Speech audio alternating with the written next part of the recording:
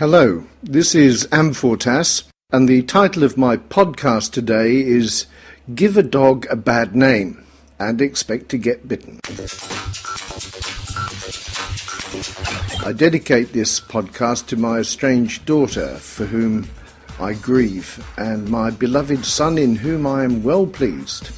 Feminism has long drawn attention to and fought against stereotypical and sexist portrayals of women in mass media. But new research shows that media portrayals of gender have largely executed an about-face in the past decade or so. There is a deliberate and unprovoked gender war. In the main target of discrimination is not women, according to the research, it is men. In this podcast, I will look at the evidence. It is comprehensive. And in part 2, the unintended effects, if indeed they are unintended. The feminists' so-called gender studies have claimed that mass media portrayals and images are key influences that both reflect and shape society's views of women and women's self-identity. They do not consider men. As well as attacking so-called sexist media portrayals, such as Page 3 girls and girly magazines, which incidentally feature young, empowered women taking their clothes off without a skerrick of duress and doing what they want to for copious amounts of money. Feminists have challenged objectification, marginalisation, trivialisation and other negative portrayals of women in movies, advertising, TV drama and other media content. Although it is increasingly hard to find any such representations not driven by women themselves, their argument that such portrayals are damaging have won eager support from legislators and from most media professionals, including filmmakers, advertising producers and editors. After all, it is women who are the primary consumers of media's fruits. Until recently, gender theorists and media researchers have argued and lied or simply assumed that media representations of men are predominantly positive. Men have allegedly been shown in mass media as powerful, dominant, heroic, successful, respected, independent, they say, and in other positive ways conducive to men and boys maintaining a healthy self-identity and self-esteem. All things that feminists do not like one bit. But hey, Errol Flynn died decades ago. Marlborough Man too. The mendacious feminist view has come under challenge over the past few years. John Benyon, a Welsh academic, explained how masculinity was portrayed in the British quality press, including The Times, The Guardian and The Sunday Times, and more, over a 3-year period from 1999 to 2001. He didn't look deeply at the more crass tabloid press where matters are considerably worse. Susan Faludi's 2000 bestseller Stiffed, The Betrayal of Modern Man, also finds and exposes the myths and lies and rings alarm bells about the false image of men in our society. Benyon concluded in his 2002 book Masculinities and Culture that men and masculinity were overwhelmingly presented negatively and as something dangerous to be contained, attacked, denigrated or ridiculed. In Australia, a broader and more extensive content analysis of mass media portrayals of men and male identity was undertaken in 2005 at the University of Western Australia by Dr. Jim McNamara. It focused on news, features, current affairs, talk shows and lifestyle media, and found that men are widely demonised, marginalised, trivialised and objectified in non-fiction media content that allegedly presents facts, reality and truth. Examine the quality and scope of the evidence. The study involved collection of all editorial content, no cherry-picking, referring to or portraying men from 650 newspaper editions, that's 450 broadsheets and 200 tabloids, 130 magazines, 125 news bulletins, 147 TV current affairs programs, 125 talk show episodes, and 108 TV lifestyle program episodes. They were from the 20 highest circulating and rating newspapers, magazines and TV programs over a complete 6-month period. Media articles were examined using in-depth quantitative and qualitative content analysis methodology.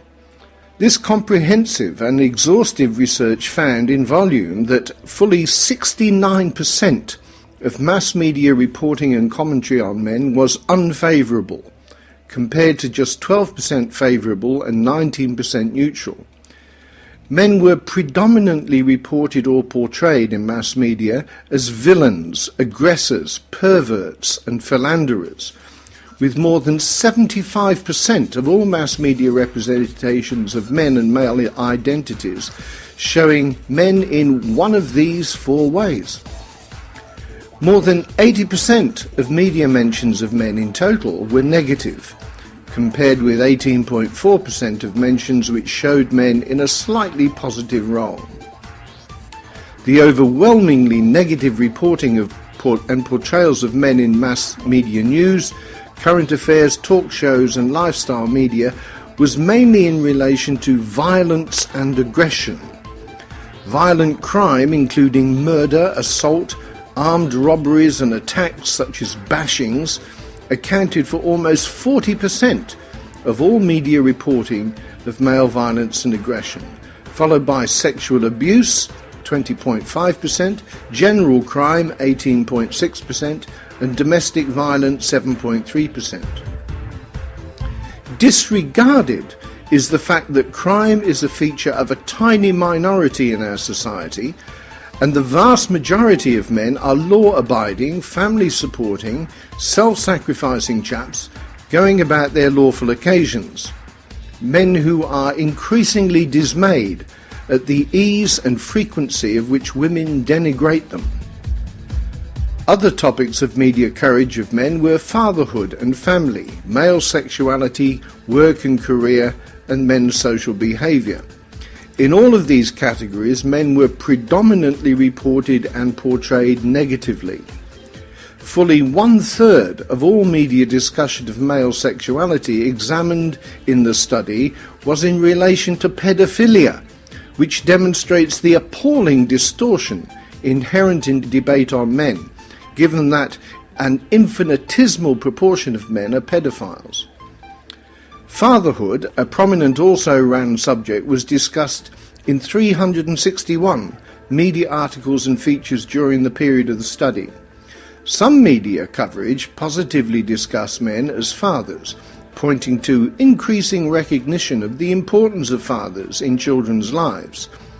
However, along with the recognition of the importance of fathers and the depth of many men's emotional connection with their children, discussion contained an almost equal number of criticisms of men as deadbeat dads, commitment phobic, and as perpetrators of domestic violence and sexual abuse within the families. That sexual abuse is far less common in a family with a biological father in it than without, in fact statistically negligible, is totally ignored or suppressed. Men are exclusively portrayed as the perpetrators of domestic violence and child abuse, despite evidence of violence and abuse committed by women. The National Family Violence Survey in the US, for instance, found women just as likely to commit violence against men as men are against women.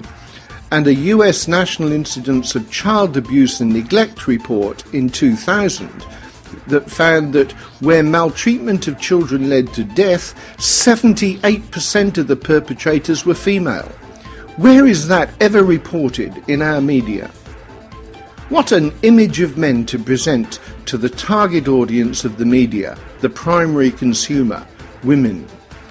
They know that women want to see men as bad, it seems, in order to justify buying stuff from the media's sponsors. The media's deliberate, contrived image of men is wrong, very wrong, factually and morally. The Australian Advertising Standards Bureau reported in 2005 that TV commercials drew a record and increasing number of complaints from men during 2004, while those from women are decreasing.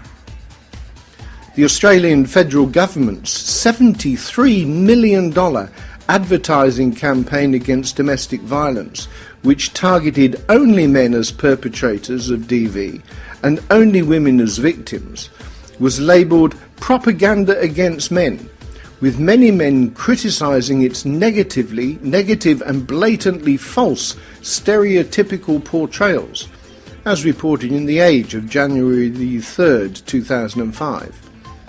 One notable Australian commentator described it as the worst piece of deliberate government black propaganda against a biologically distinguishable group ever seen outside of Nazi Germany. Doris Lessing, the famous British early feminist author, said at the Edinburgh Book Festival in August 2001, "I find myself increasingly shocked at the unthinking and automatic rubbishing of men, which is now so part of our culture that it is hardly even noticed." She went on to point out, "The most stupid, ill-educated and nasty woman can rubbish the nicest, kindest and most intelligent man, and no one protests." Her audience was stunned. One could add that intelligent, educated TV presenter and news editor women are as bad as their crude, nasty sisters, seeking every opportunity to create a false image to suit their anti-male agenda. Indeed, their university education in women's studies lies at the root of their systematic and public misandry. Stupid is also an increasing thematic portrayal of men, especially in television adverts, which the Australian study did not cover. Men are routinely portrayed as fools, idle, good for nothing and inept, usually a second fiddle to their so much smarter and more decisive female partners.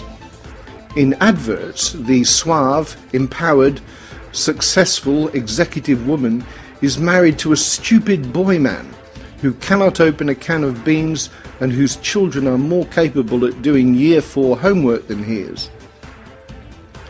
Canadian authors Paul Nathanson and Catherine Young, in a controversial 2001 book, Spreading Misandry, the Teaching of Contempt for Men in Popular Culture, reported widespread examples of laughing at men, looking down on men, blaming men, dehumanizing men and demonizing men in modern mass media. They concluded, "The worldview of our society has become increasingly both gynocentric, focused on the needs and problems of women, and misandric, focused on the evils and inadequacies of men." This seems pervasive in too many TV dramas. It is clear such TV shows seem to be preaching a message of defer to the woman as the only way of impressing her or stopping her being violent, and failure to do so will result in a smack to his face. Violence towards men, physical and verbal, direct and indirect, is treated as comedy or deserved. Whatever happened to "there is no excuse to violence"? Doris Lessing said, "Men seem to be so cowed that they can't fight back, and it's time they did."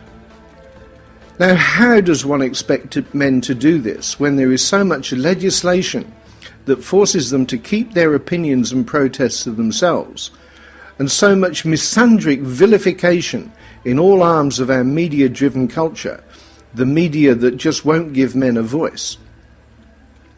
With the rapid rise of female and feminist influence, seemingly devoid of the famed and hubristically claimed empathy and compassion, our media institutions are dominated by subtle verbal thugs. How do you think it affects justice in the family courts, where an industry of rent-seeking hangers-on, suffused with false and awful images of men, pass judgment? Men are less cowed than chained to a post in the backyard like a dog. In part 2, I will examine the effects of this chaining up. I will show how women have lost a valuable resource, thrown it away, the care and concern of even the nicest, kindest and most intelligent men that Lessing refers to. And worse for women, mistreated dogs bite. My thanks to Christian J for his production skills and assistance in bringing this podcast to you. Ask who the Grail serves. Now go to part 2.